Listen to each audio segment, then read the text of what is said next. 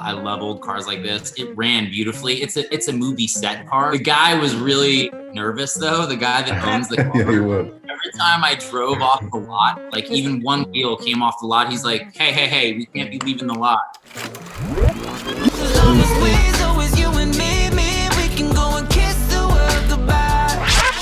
Hey everyone, it's your girl, Emily Curl with iHeartRadio, and today we're talking about the song and music video for Kiss the World Goodbye. We have Jesse McCartney here and the directors of the video, brother and sister duo, Max and Madison. Hi everyone, welcome. Hey everybody, how's it going? What's going on, guys? First off, y'all, congratulations. The video was so good. I was on the edge of my seat. I was not ready for that ending.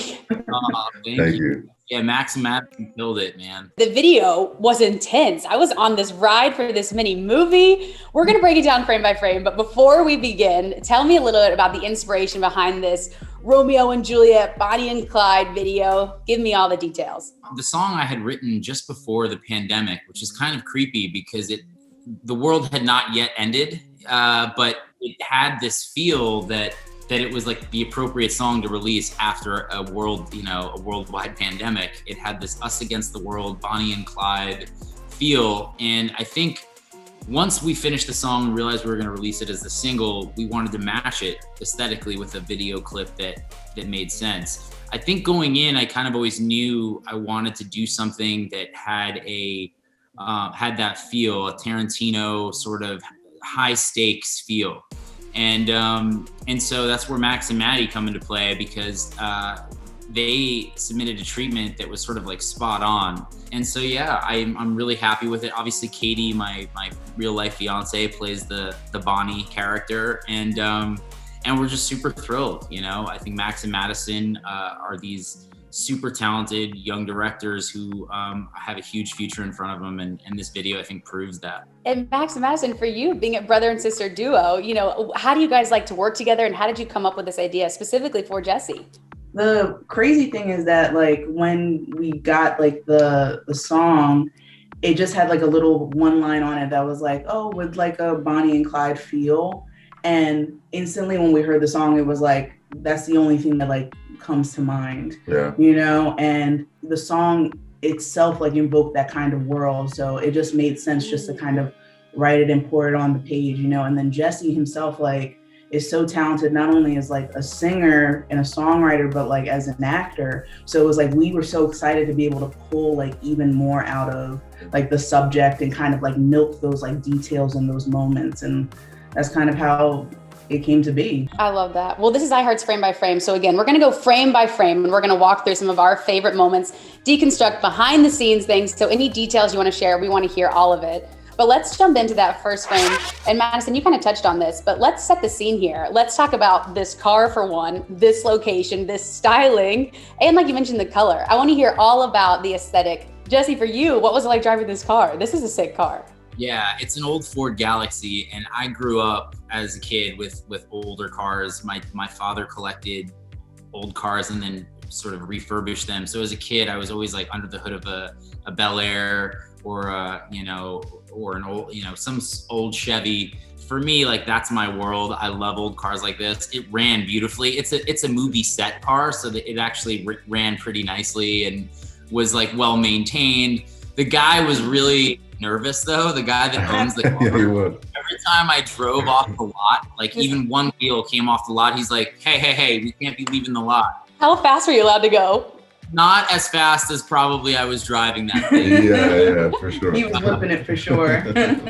Where we shot up in like little past Palmdale, like in like the desert. And it's just like all these amazing like Joshua trees and like everything around you is like that kind of like red ochre dirt and like these like, spindly trees. And it gives you this kind of like surreal, like far off distant planet feel. With the titles, it kind of sets it up for something really dramatic, which is like what we love. The drama, we need the drama.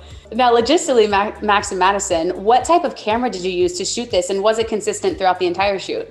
Yeah, it was consistent through the entire shoot. We used a RE Alexa Mini with different kinds of lenses, you know, which gave like different textures and feels. But yeah, it stayed consistent the whole time. And you know, our thing is we like to, you know, to give away a little secret. We like to shoot like 48 frames per second because it gives us the ability to like, you know, still have like a real filmic look if we want to play it back in normal time, but like we also like to slow certain moments down. And you know, there's a few moments throughout the video where we do slow down, and it just kind of gives you just different feels and different ways to work in the post-production. Oh my, yeah, no, it all looks amazing. Wow, you guys are so talented. So many hats you're wearing. Okay, so we got a lot of frames to get through. We're gonna get more into the details. Let's jump ahead. Obviously, Jesse, you know I have to bring this up because I love this moment of you and Katie in the rings, because obviously you're playing characters, but you're engaged in real life. I love your relationship. Can you tell us any wedding details coming up? Have we set a date? Can you give us anything? Am I being too nosy? Yeah, no, you're good. You're good. We're getting married this October up in Carmel, California. And we got engaged at the end of, on our anniversary in 2019.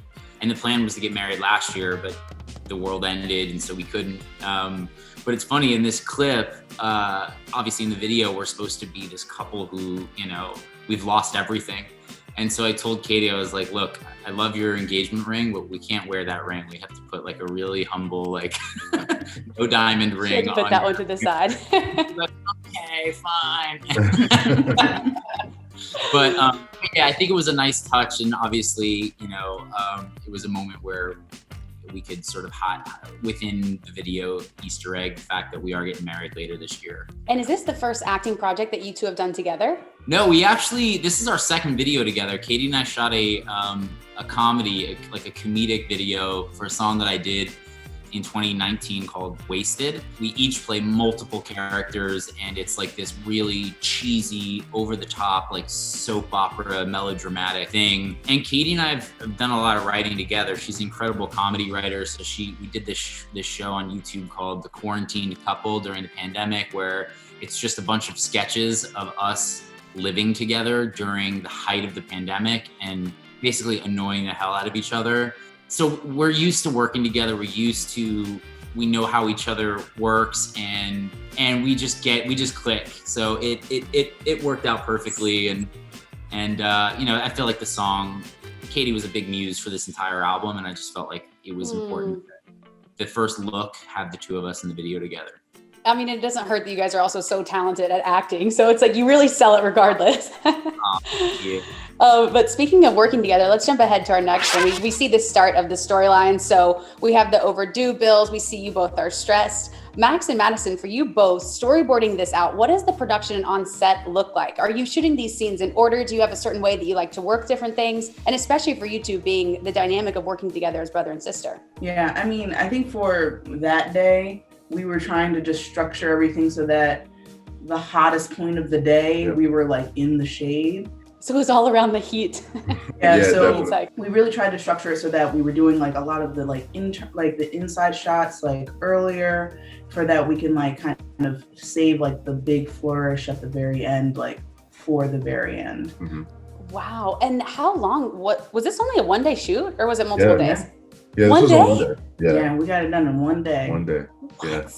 With that, are you just like, how are you moving so quickly, or you just like knew the shots and, you know, moved along? Like, how do you fit all this in one day, I guess is my question. The amazing thing though is that like Jesse and Katie, like literally like one take. Yeah, every time.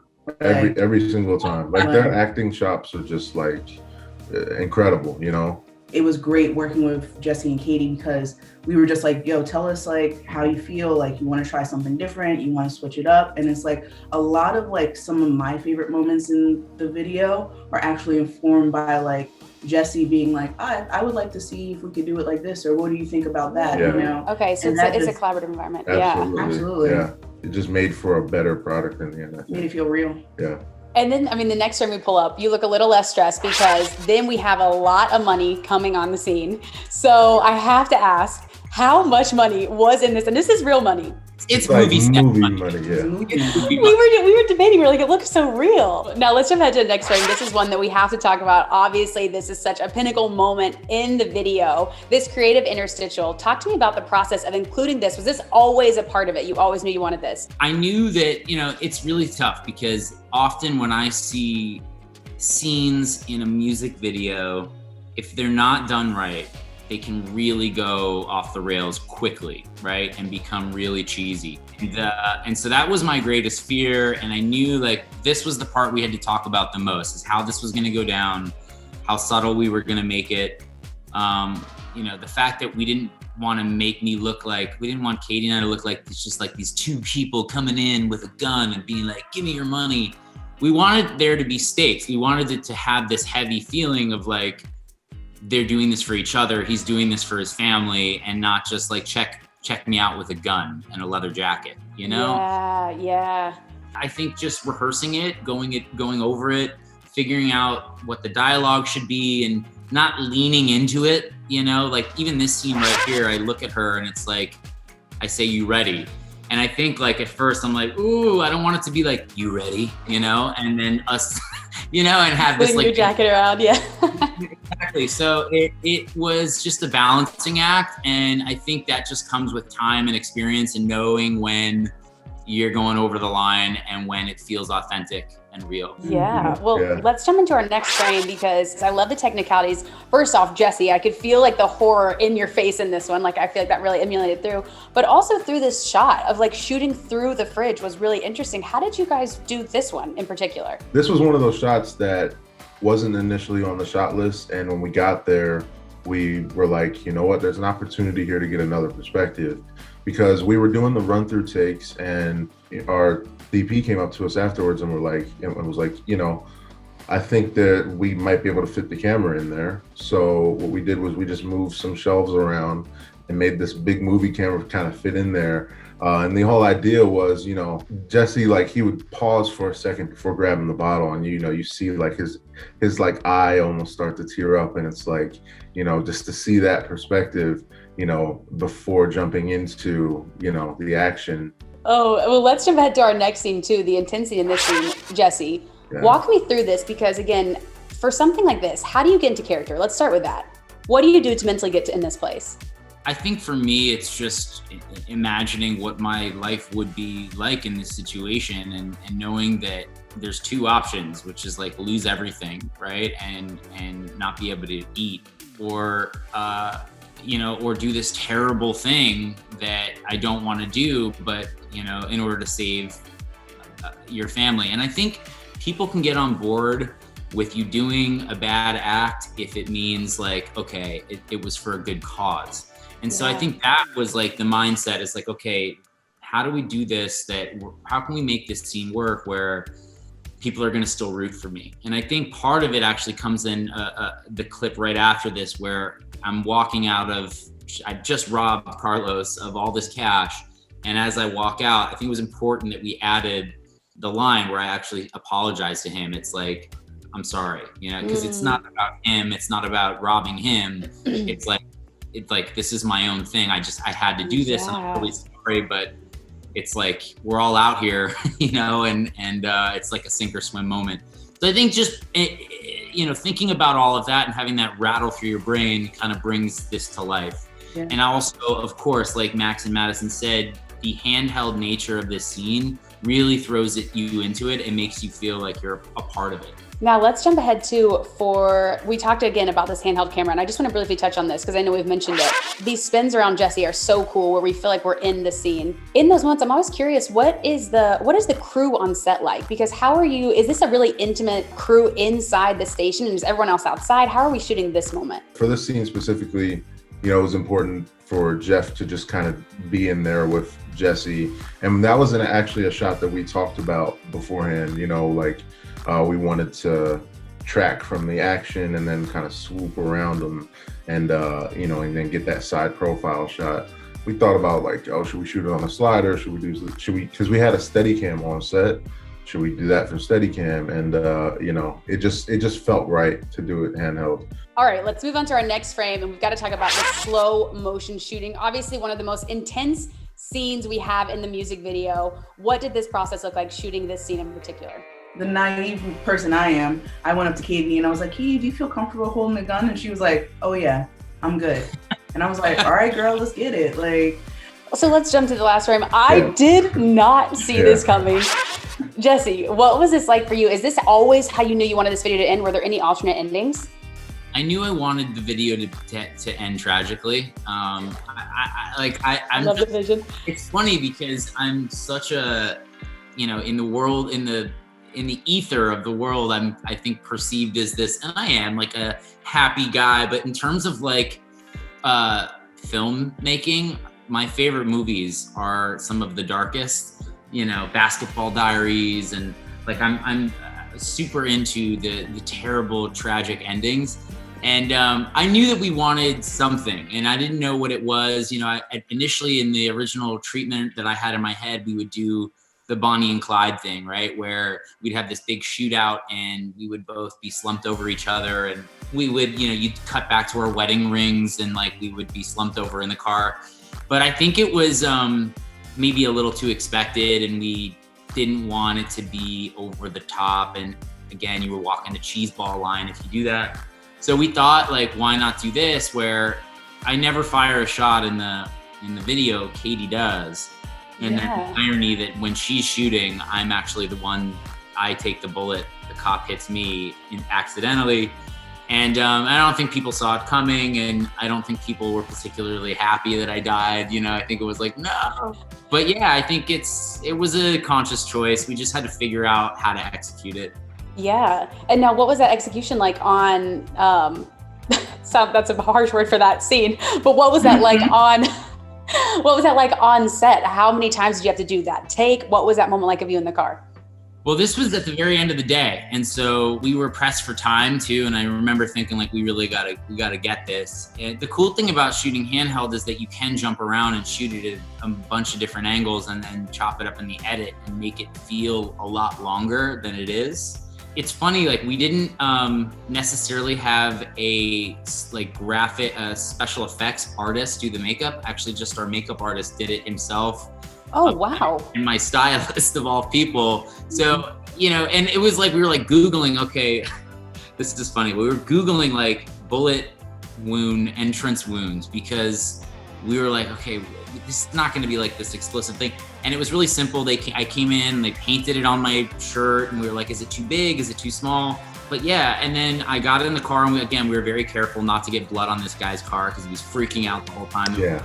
All over his car. That's so funny.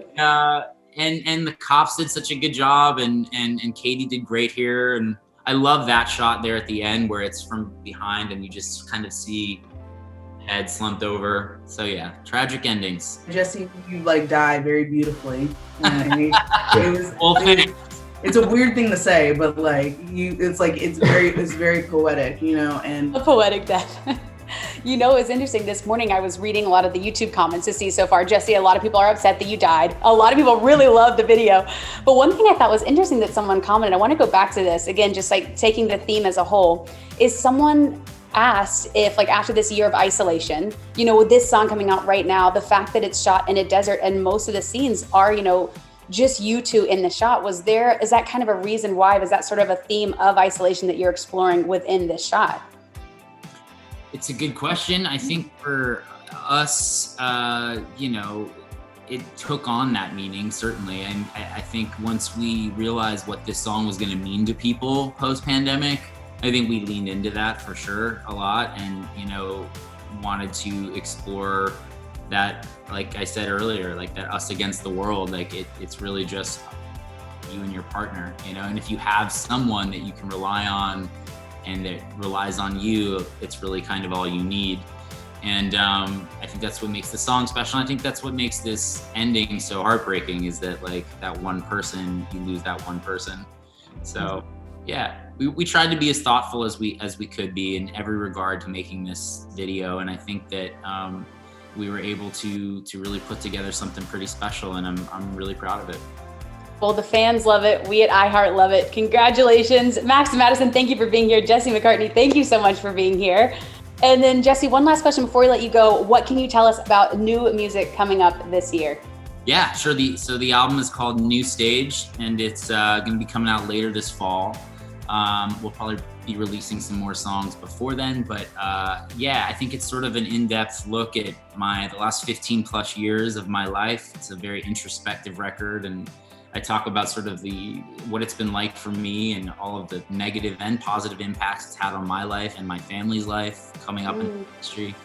And then of course, about what this new role of mine, taking on this new role as like this engaged dude, getting married, and how that's been, and talking about that quite a bit. So I think overall the theme is just that there's a big sense of gratitude, I think, laced throughout the whole album, and I hope that more than anything, that's the biggest takeaway when people listen to it. So yeah, later this fall. We can't wait to hear it. Jesse McCartney, everyone, Max and Madison, thank you guys so much again for being here. And for everyone watching, go stream Kiss the World Goodbye. You do not want to miss this. And we will see you next time on iHeartRadio. Bye, guys. Hey, thank you. All right, thank you. Thanks, guys. Hey guys, thanks so much for watching. Did you like that video? You can check out more over here. And don't forget to subscribe to iHeart right here. And if you're already a longtime fan, make sure you ring the bell down below so you don't miss a single video. Bye, guys.